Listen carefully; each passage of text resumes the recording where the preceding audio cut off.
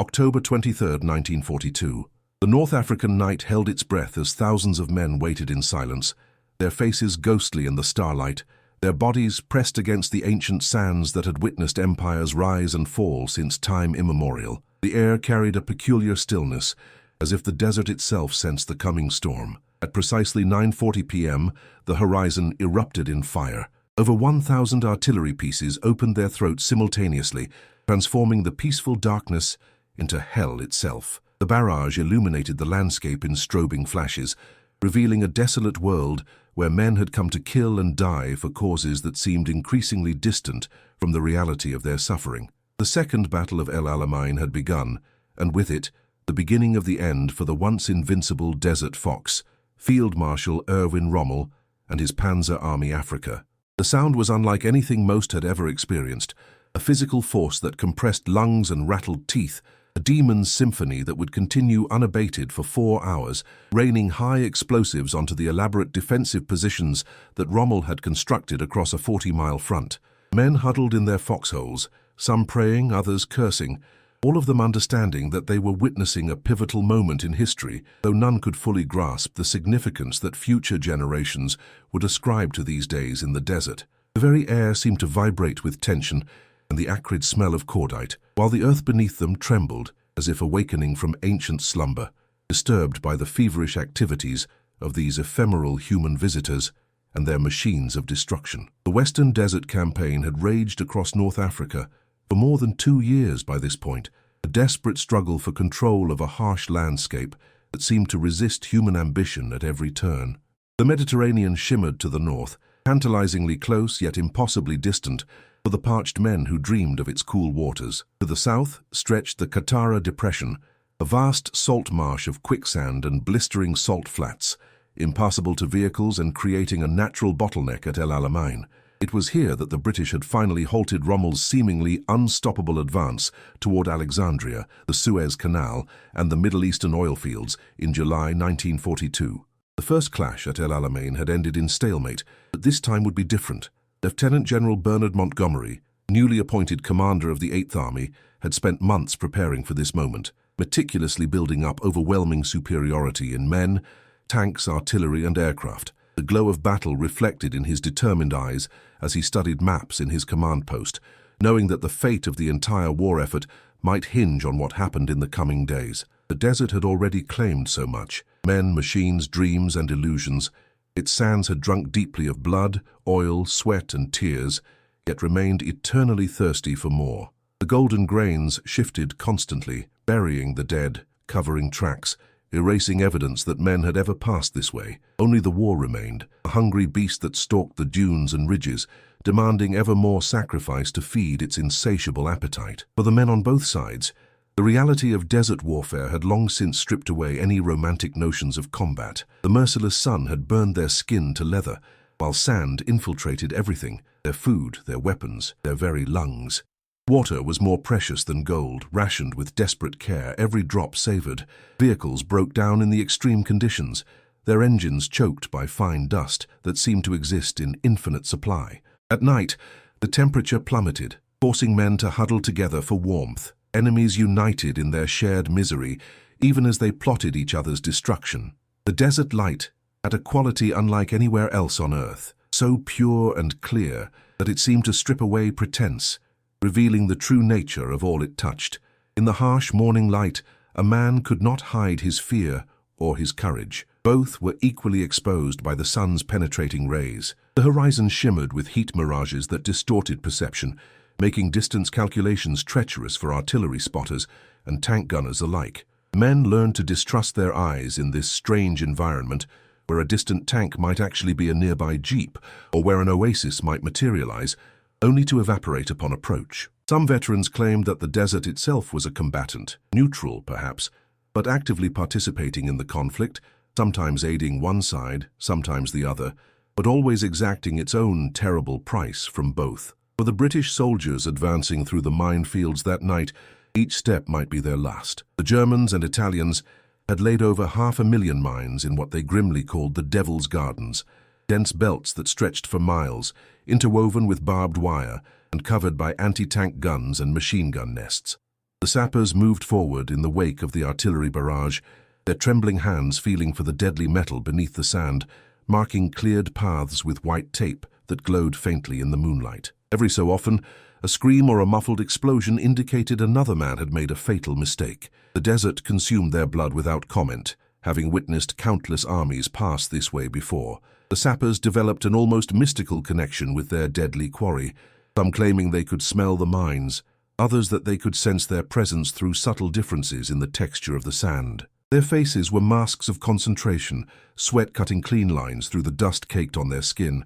Time lost all meaning in this perilous work. Seconds stretched to hours, while hours compressed into heartbeats. The constant strain produced a particular kind of fatalism among these men, not the reckless abandon of those who believe themselves invulnerable, but the steady resolve of those who have accepted death as a work colleague, always present, occasionally taking someone but never to be acknowledged directly. They moved with deliberate precision, their breathing shallow, their senses heightened to preternatural levels, aware that the difference between life and death might be measured in millimeters or grams of pressure.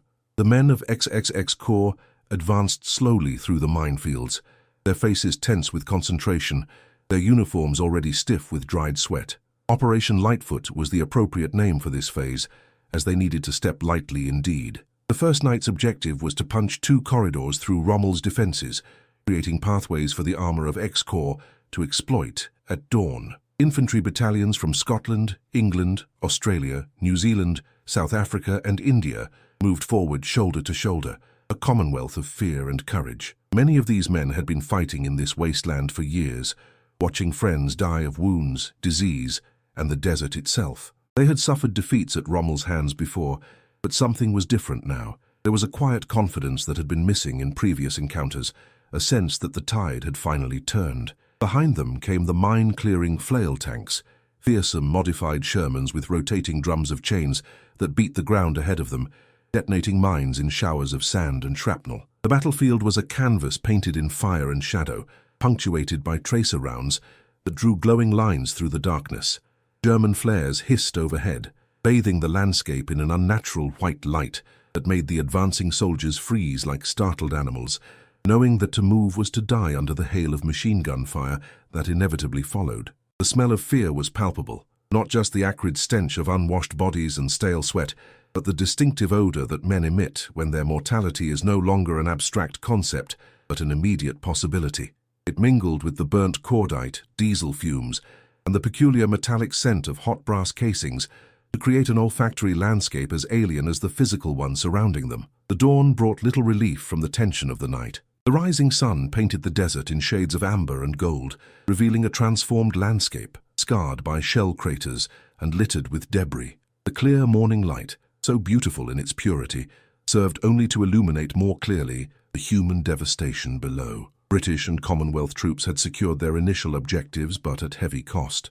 Shattered bodies lay contorted in unnatural positions, some half buried by the shifting sands, others grotesquely exposed on patches of rocky ground. Medics worked frantically among the wounded, their uniforms stained dark with blood that dried almost immediately in the arid air. The dead would wait. The living took priority in these first crucial hours.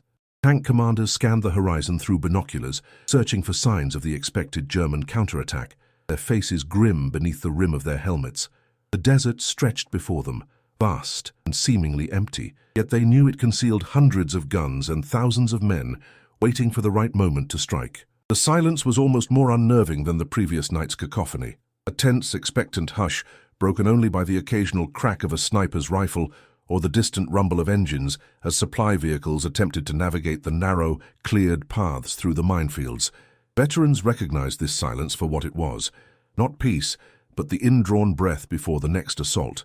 On the Axis side, the situation was becoming increasingly desperate. Rommel himself was absent as the battle began, recuperating in Germany from severe health problems caused by the brutal desert conditions. His temporary replacement, General Georg Stumme, died of a heart attack on the first day of the battle while conducting a front-line reconnaissance, a victim of the desert's relentless strain. Rommel would rush back to take command, but he returned to find a deteriorating situation. The Panzer Army Africa was critically short of fuel, ammunition and reinforcements.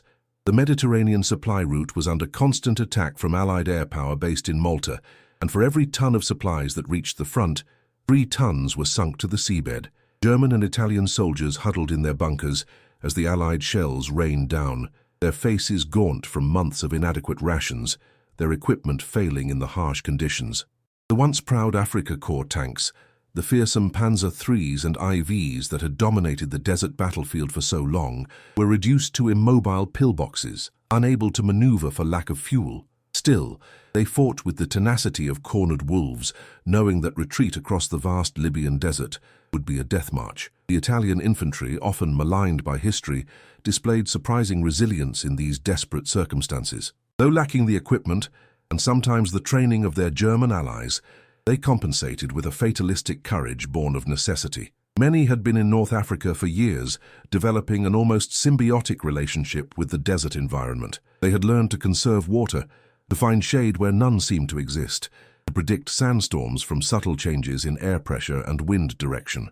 These hard-won survival skills would serve them well in the coming days, though for many, no amount of desert wisdom would be enough to save them from the overwhelming Allied onslaught. When Rommel returned to the battlefield on October 25th, flying directly from his sickbed in Germany, he found a situation far worse than he had anticipated. The carefully constructed defensive positions had been breached in several places, and British armor was threatening to achieve the breakout that would spell doom for his entire army. Moving with the decisive energy that had earned him his fearsome reputation, Rommel immediately ordered his remaining mobile forces to counterattack. The resulting clash of armor occurred primarily in the northern sector of the front, where Australian infantry had created a salient that threatened to unravel the entire Axis line. Under a sky filled with aircraft from both sides, dueling like mechanical hawks, German and British tanks maneuvered for advantage in the broken terrain. The distinctive silhouettes of Panzer IVs with their long-barreled 75mm guns contrasted with the more numerous M4 Shermans and Crusaders of the British forces. Inside these metal coffins, men endured conditions that bordered on the unbearable. The desert heat, magnified by the steel walls surrounding them, created temperatures that could reach 130 degrees. Sweat poured from their bodies, soaking their clothes and pooling on the floor, only to evaporate instantly in the superheated air. The noise was constant and overwhelming, the roar of the engine, the clank of tracks, the mechanical whine of the turret mechanism, and the ear-splitting crash when the main gun fired. Communication was nearly impossible. Crew members relied on hand signals and physical contact to coordinate their actions. When a tank was hit, the results were catastrophic. High-explosive shells could rupture the fuel tanks or detonate the stored ammunition, transforming the vehicle into a funeral pyre for its crew in seconds. Those lucky enough to escape often carried horrible burns that would mark them for life, assuming they survived long enough to receive medical treatment. Montgomery's plan was not one of elegant maneuver or daring gambit, but of methodical, remorseless pressure, what he called crumbling. For 8 days, the battle devolved into a grinding attritional struggle that seemed more reminiscent of the Western Front in the First World War than the fluid tank battles that had characterized the Desert War thus far. The sun rose and set over scenes of industrial slaughter, men dying in their hundreds for gains measured in yards. The sharp crack of rifles, the stuttering chatter of machine guns, and the deep crump of mortar rounds formed a constant backdrop to the screams of the wounded and the shouts of the stretcher-bearers. Dust hung in the air like a physical presence, coating throats and obscuring vision, mingling with the acrid smell of cordite and the sickly sweet odor of death. At night, the horizon was never truly dark, constantly illuminated by burning vehicles and the flash of artillery. The stars above seemed coldly indifferent to the suffering below, the same stars that had guided caravans across these sands for millennia before men brought their modern engines of destruction to this ancient land. The desert nights were filled with activity, as supply columns attempted to reach forward positions. Engineers repaired damaged vehicles by flashlight, and patrols probed enemy lines for weaknesses. Sleep, when it came at all, was fitful and disturbed, snatched in 20-minute intervals between alerts or while waiting for the next assault. Men developed a 1,000-yard stare, their eyes focused on nothing, their minds retreating from the horror surrounding them. Some found solace in small rituals, cleaning a weapon, writing a letter home, sharing a hoarded cigarette with a comrade, anything to maintain the illusion of normalcy in this most abnormal of environments. The battle's human dimension was reflected in countless small dramas playing out across the vast theatre of operations. A young Australian lieutenant, barely 20 years old, led his platoon through a gap in the minefields, only to find himself isolated when supporting units were pinned down by unexpected machine gun fire. Rather than retreat, he organized his 30 men into a defensive perimeter, determined to hold the hard-won ground until reinforcements could arrive. For 18 hours they fought off repeated German counterattacks, their ammunition dwindling, their casualties mounting. When a German officer approached under a white flag to demand surrender, the lieutenant responded with a defiant obscenity. By the time a relief force fought its way through to their position, only 7 men remained unwounded, but they had not yielded an inch of the blood-soaked sand. Elsewhere, a German panzer crewman crawled from his burning tank, his uniform smouldering, his face blackened with soot and scorched by flames. A British infantryman, who moments before had been trying to kill him, now pulled him to safety behind a rocky outcropping, offering a precious sip of water from his own canteen. Neither man spoke the other's language, but in that moment a wordless understanding passed between them. They were not so much enemies as fellow victims of forces beyond their control, trapped in the same nightmare but wearing different uniforms. Such moments of humanity punctuated the general inhumanity of the battlefield, flickering candles of compassion in a hurricane of violence. The desert itself seemed an active participant in the battle, its harsh conditions affecting both sides in equal measure, but in different ways. For the Axis forces, the desert had become both home and prison. Many German and Italian soldiers had been in North Africa for years, developing an intimate knowledge of its rhythms and dangers. They had learned to read the land, to use its features for concealment and defense, to respect its lethal capacity for those who underestimated it.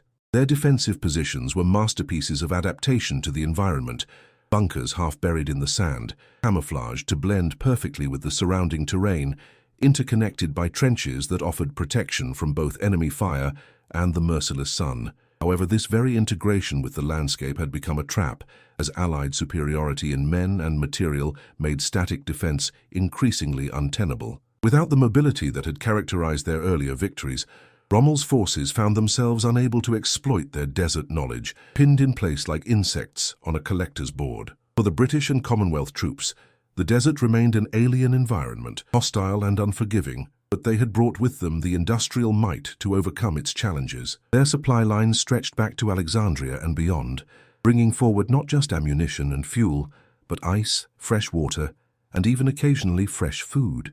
This material abundance couldn't eliminate the desert's hardships, but it mitigated them enough to maintain fighting effectiveness in conditions that were steadily grinding down their opponents. The air war above the desert battlefield added another dimension to the struggle. Royal Air Force and American squadrons established almost complete dominance of the skies, their Spitfires, Hurricanes and Kitty Hawks roaring overhead in constant patrols. The distinctive shape of the twin-engined Bristol Beaufighter became particularly feared by Axis troops, who nicknamed it Whispering Death for the muted sound of its engines before it struck with cannon and machine guns. German and Italian pilots fought back with skill and determination, but their numbers dwindled daily, lost to combat, mechanical failure, and simple exhaustion. The aerial battlefield extended far beyond the immediate front lines, with bombers striking at ports and supply dumps hundreds of miles behind enemy positions. Malta, the tiny British island fortress that had endured years of siege and bombardment, now served as an unsinkable aircraft carrier, launching strikes against the vital Axis supply convoys attempting to cross the Mediterranean from Italy. The German transport aircraft, the ungainly Junkers Ju-52s with their corrugated metal skin, flew desperately needed supplies to forward airfields, their crews accepting terrible losses as the price of keeping Rommel's army in the field. The sky above became a theater of its own, with contrails marking the paths of dogfights, parachutes occasionally blossoming like deadly flowers, and the constant drone of engines forming a mechanical counterpoint to the symphony of ground fire below. For the men on the ground, aircraft were either angels of deliverance or demons of destruction, depending on whose insignia they bore on their wings. Day by day, the Axis forces were compressed into an ever-shrinking perimeter, their casualties mounting, their supplies dwindling. Rommel, the master of mobile warfare, found himself unable to maneuver, pinned against the anvil of Montgomery's methodical advance. On November 2nd, as the desert sun climbed toward its zenith, casting harsh shadows across the battlefield, Rommel finally received Hitler's permission to withdraw, too late to save much of his Italian infantry, who lacked the transport to escape. The order came through as Operation Supercharge, the final Allied push, gained momentum. The Australian 9th Division had created a salient in the north, drawing in precious Axis reserves, while the main thrust now came in the centre and south of the line. New Zealand and British armour punched through the last defensive positions, finally achieving the breakout that Montgomery had been patiently building toward. The desert, which had seemed so vast and limitless during the long months of stalemate, suddenly offered nowhere to hide from Allied air power that dominated the skies. Rommel's forces began a fighting retreat that would continue for months, all the way to Tunisia, never again possessing the strength to seriously threaten the Allied position in Egypt. The withdrawal itself became a masterpiece of military discipline under almost impossible conditions. German rearguards fought delaying actions at every defensible position, buying time for the main force to put distance between themselves and their pursuers. Vehicles that broke down or ran out of fuel were cannibalized for spare parts and then destroyed to prevent them falling into enemy hands. Wounded men who could not be transported were left behind with minimal medical supplies and a few medical personnel who volunteered to remain, knowing they faced certain captivity. Water became even more precious during the retreat than it had been during the battle, with daily rations reduced to amounts barely sufficient to sustain life. Men drank from radiators when all other sources were exhausted, ignoring the metallic taste and the knowledge that they were slowly poisoning themselves. The pursuit phase brought its own unique challenges and horrors. Allied forces, eager to transform retreat into rout, pushed forward at the limits of their logistical capabilities. Supply trucks labored through trackless desert, guided by sun compasses when all other navigational aids failed. Tanks ran until their engines seized from lack of oil, or their tracks wore down to useless metal ribbons. Men went for days without proper sleep, sustained by adrenaline, duty, and the knowledge that history had presented them with a rare opportunity to deliver a truly decisive blow. The desert exacted its customary toll on both pursued and pursuers. Sandstorms erased tracks and visibility, forcing columns to halt lest they lose their way entirely. Flash floods turned dry waddies into raging torrents without warning, drowning men and vehicles unlucky enough to be caught in their path. The temperature extremes continued unabated, blistering days followed by freezing nights that seemed to penetrate to the bone marrow. Despite these hardships, the chase continued. A deadly game of cat and mouse played out across hundreds of miles of some of the most inhospitable terrain on Earth. The hunters found grim markers of their quarry's passage, abandoned vehicles, hastily dug graves marked by makeshift crosses, occasionally the desiccated bodies of those who had fallen by the wayside and been left where they lay. The desert began its work immediately, reclaiming these human remains, covering them with sand, bleaching them with sun, reducing them to anonymous memento mori for those who followed. For the men on the ground, the battle's strategic significance was overshadowed by the immediate reality of survival. A young British tank commander watched through his periscope as German prisoners were marched to the rear, their faces etched with exhaustion, their proud bearing now reduced to a shuffling gait. He felt no triumph, only a hollow relief, and the knowledge that but for fortune, their positions might have been reversed. Nearby, an Australian infantry sergeant bandaged a wounded comrade, his hands slick with blood that looked black in the harsh sunlight, his eyes scanning the horizon for the next threat, even as he worked. A German panzer crewman abandoned his fuel-starved tank, pausing for one last look at the steel beast that had been his home for months, knowing he would likely never see Germany again. An Italian medic tended wounded from both sides in a makeshift field hospital, his supplies long since exhausted, using torn uniforms as bandages and murmuring comfort in a language few of his patients understood. The desert watched it all with ancient patience, knowing that in time the tanks would rust, the bones would be covered, and the sand would remain. These individual moments of human drama, multiplied thousands of times across the battlefield, constituted the true history of El Alamein, not the strategic movements of divisions on maps or the political calculations of distant leaders, but the accumulated experiences of ordinary men thrust into extraordinary circumstances, finding within themselves resources of courage, endurance, and sometimes compassion that they had never known they possessed. The battle's conclusion brought different emotions to different participants. For the victorious Allies, there was the initial euphoria of success, quickly tempered by exhaustion and the sobering sight of their own casualties. For the defeated Axis forces, there was despair, anger, and for some, a perverse relief that the tension of waiting for the inevitable had finally broken. For both sides, the overwhelming sensation was one of numbness, a psychological defense mechanism against trauma too great to process immediately. Men moved through the aftermath in a daze, performing necessary tasks by rote, their minds retreating from full awareness of their surroundings. They collected equipment, buried the dead when possible, treated the wounded, replenished ammunition and supplies, all with the mechanical precision of automatons. Only later, in quiet moments of reflection, would the full impact of what they had experienced begin to register, and for many, those moments would be delayed for months or even years. Some would never fully integrate their war experiences, carrying the unresolved trauma to their graves. Others would find ways to make meaning from the seemingly meaningless, to construct narratives that allowed them to live with their memories without being consumed by them. All were changed, permanently and profoundly, by their time in the desert crucible of El Alamein. The human cost of El Alamein was staggering. Over 13,500 Allied casualties, with over 37,000 on the Axis side, including some 30,000 prisoners. Hundreds of tanks lay shattered across the battlefield, their blackened hulls monuments to industrial warfare in a pre-industrial landscape. The desert floor was carpeted with spent cartridges, empty ration tins and personal effects abandoned in haste, letters from home, photographs of loved ones, small totems carried for luck that had finally failed their owners. Padre battalions moved through the aftermath, collecting dog tags from the dead, offering what comfort they could to the dying, conducting hasty services for the fallen before the desert heat necessitated quick burial. The wounded suffered especially in the harsh conditions.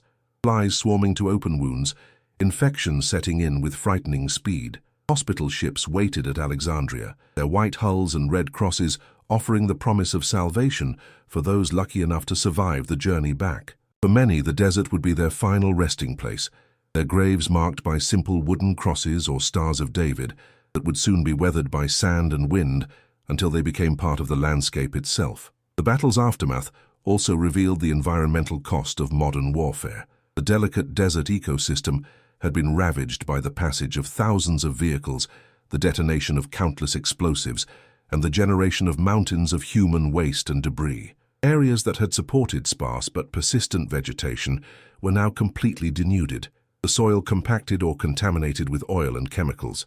Local wildlife, the desert foxes, jerboas, lizards, and occasional gazelle, had fled the area or perished in the maelstrom of human violence.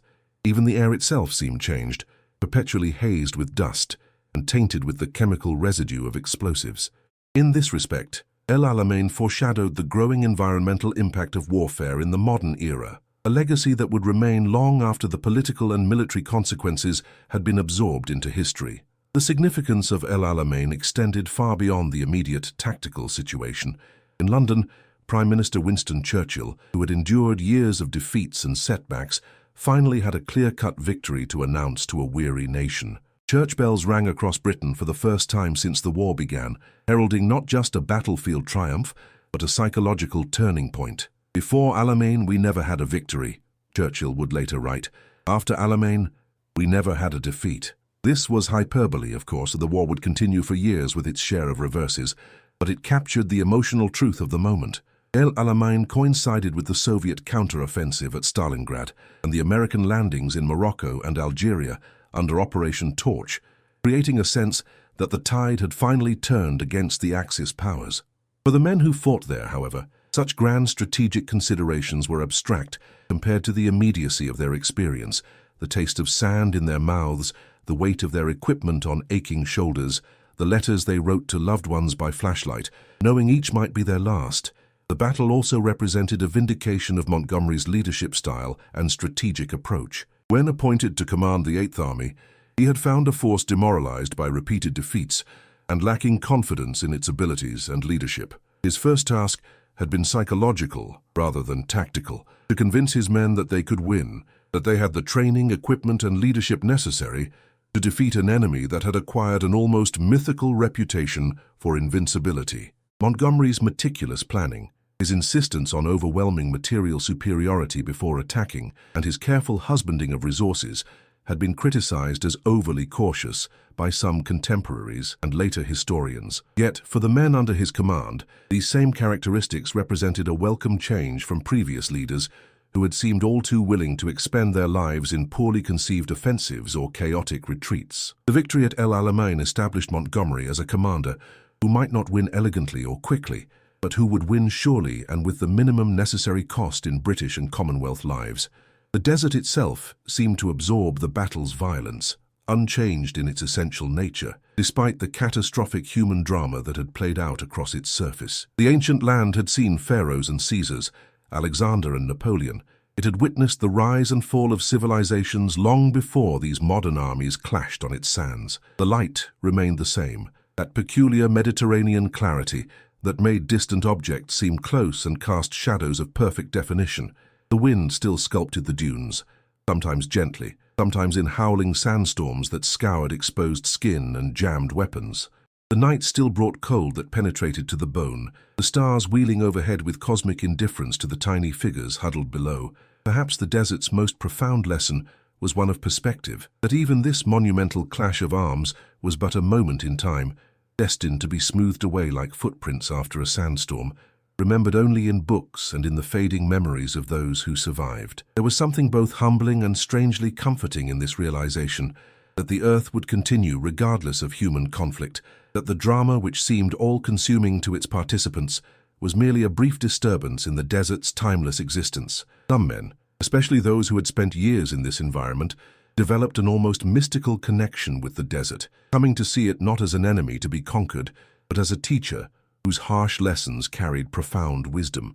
They spoke of desert nights when the stars seemed close enough to touch, of sunrises that transformed the drab landscape into a palette of impossible colors, of moments of perfect silence in which they felt more fully alive than at any other time in their lives. These experiences coexisted with the horror and privation, creating a complex tapestry of memory that defied simple categorization as either good or bad. For those who fought at El Alamein, the experience would never truly leave them. They carried the desert within them for the rest of their lives, in nightmares that woke them sweating despite winter cold, in sudden startles at backfiring cars that sounded like distant artillery, in silent moments when their eyes would focus on nothing, seeing instead the faces of comrades long dead. Some found it impossible to speak of what they had witnessed, while others could not stop talking, as if through constant retelling they might somehow make sense of the senseless. Many formed bonds with former enemies in the decades that followed, discovering that those they had once tried to kill shared the same haunted look, the same complex mix of pride and horror at having been part of something so terrible and so consequential. They were united by the knowledge that they had been tested in one of history's crucial moments and had survived, though none emerged unchanged. The desert had marked them all, victors and vanquished alike. These veterans often found it difficult to reintegrate into civilian society, where everyday concerns seemed trivial compared to their wartime experiences. How could one explain to someone who had never heard artillery fire what it meant to live with the constant expectation of imminent death? How could one describe the strange mixture of terror and exhilaration that came with combat, or the guilt of survival when friends had fallen? Many turned to each other for understanding, forming veterans' associations that became surrogate families, providing the acceptance and comprehension they could find nowhere else.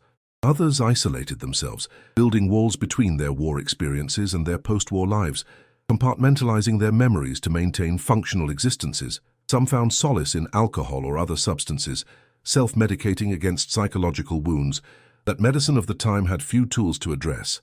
Others channeled their experiences into creative expression, writing, painting, music, attempting to translate the untranslatable into forms that might allow others some glimpse of what they had lived through. Rommel, the defeated commander, would never again enjoy the same success that had made him a legend. Less than 2 years later, implicated in the plot to assassinate Hitler, he would be forced to take his own life to protect his family from the regime's retribution. Montgomery would go on to greater fame, leading Allied armies through Sicily, Italy, and eventually into Germany itself, though historians would debate his cautious approach and difficult personality for decades to come. The common soldiers who survived El Alamein would fight other battles, suffer other hardships, before finally returning home to a world that had changed beyond recognition during their absence. Many found they had become strangers to their own families, carrying memories that could not be shared with those who had not experienced the crucible of combat. Some never truly readjusted to civilian life, haunted by what psychologists would later recognize as post-traumatic stress disorder, but was then dismissed as battle fatigue or simply weakness of character. The Desert War produced its own particular variety of trauma, characterized by persistent sensory flashbacks, the feeling of sand in clothing, the smell of cordite and burning metal, the visual distortion of heat mirages, the constant background noise of engines and gunfire. Veterans would report sudden, overwhelming episodes where they were transported back to specific moments in the battle, experiencing them with a vividness that erased the intervening decades. Some developed physical manifestations of their psychological wounds: tremors, hypervigilance, exaggerated startle responses, chronic insomnia. Modern treatments for such conditions were decades away, leaving these men to cope as best they could with private demons that few around them could understand or even acknowledge. The desert battlefields themselves were gradually reclaimed by the elements. Occasional visitors in the decades that followed would still find rusting remnants, a tank track half buried in sand, shell casings polished by years of wind, perhaps even a sun-bleached bone protruding from a collapsed trench. Local Bedouin, who had watched the great armies come and go with the detached interest of those who truly understood the desert's permanence, incorporated salvaged metal into their temporary dwellings or sold discovered dog tags and insignia to collectors and museums. Official war cemeteries were established at El Alamein, their neat rows of headstones and carefully tended lawns standing in stark contrast to the wild desert beyond their walls. Commonwealth, German and Italian memorials cast long shadows across the sand, their stone solidity defying the desert's attempt to erase all evidence of human passage. Tourists and pilgrims came to these sites, some seeking to understand history, others to honor fallen family members, all of them struggling to comprehend the scale of what had occurred in this seemingly empty landscape. The contrast between the ordered tranquility of these memorial spaces and the chaos of the battle they commemorated was striking. An attempt to impose retrospective meaning on events that had often seemed meaningless to those experiencing them directly. The cemeteries served a vital psychological function for survivors and families of the fallen, providing a physical focus for grief and remembrance, a place where the abstract concept of sacrifice could be concretized in stone and earth. They also offered a sanitized version of war's reality, their aesthetic beauty and dignified silence bearing little resemblance to the screaming, bleeding chaos of combat. This tension between authentic memory and constructed memorial, between individual experience and collective narrative, would characterize the cultural legacy of El Alamein as it passed from lived experience into history. El Alamein's place in military history was secured not just by its strategic importance, but by its embodiment of a particular kind of warfare, the set-piece battle of attrition fought with industrial means. Montgomery had explicitly compared his approach to methods used on the Western Front in World War I, a comparison that many of his critics seized upon as evidence of unimaginative leadership. Yet, in the specific context of the desert in 1942, with the particular balance of forces available to each side, this methodical approach proved decisively effective. El Alamein demonstrated that under the right conditions, superior material resources applied with patient determination could overcome even the most skilled tactical leadership on the opposing side. This lesson was not lost on Allied commanders planning future operations in other theaters.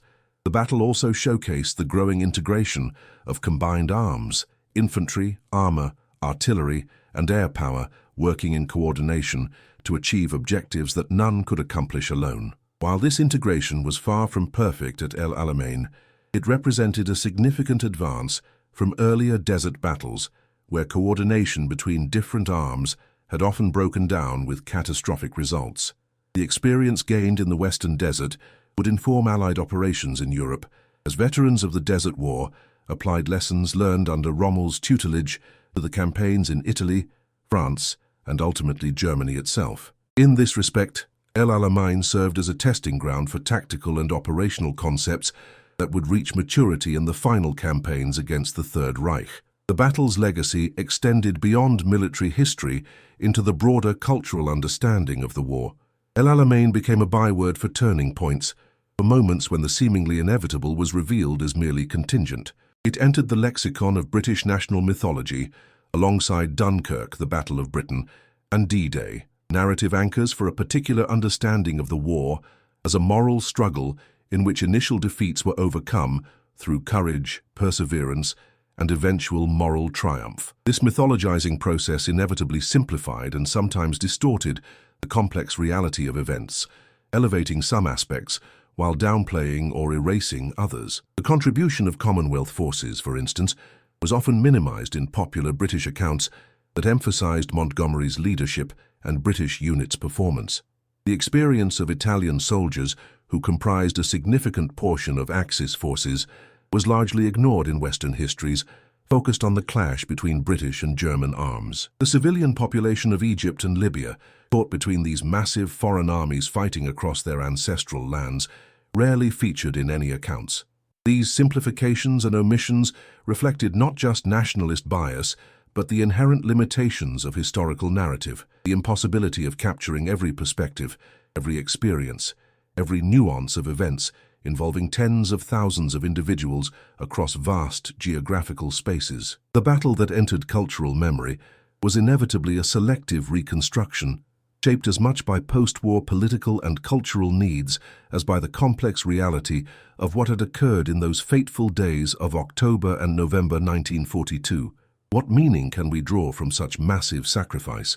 Perhaps it lies in understanding that El Alamein represented not just a military turning point, but a moral one. It was a moment when tyranny's advance was finally halted, when the seemingly unstoppable force of fascism met an immovable obstacle of democratic resolve. The men who fought there, whatever their individual motivations or political understandings, were part of a larger struggle for the future of civilization itself. Their suffering purchased our freedom, their endurance ensured our prosperity, their courage guaranteed our peace.